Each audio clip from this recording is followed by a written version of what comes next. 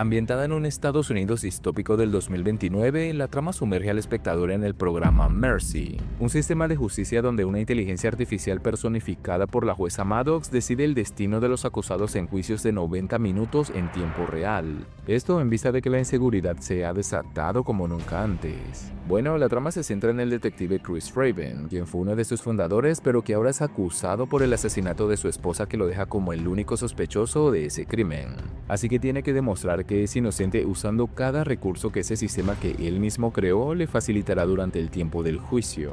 Estuvo bajo la dirección de Timur Bekmambetov y a pesar de que seguramente tenía altas expectativas con una inversión de $60 millones, logró recaudar poco más de 54 millones en todo el mundo, lo que la deja como un fracaso financiero porque es que ni siquiera alcanzó lo que costó hacerla, ya que si al menos hubiese recaudado 120 millones mínimo hubiese sido pasable.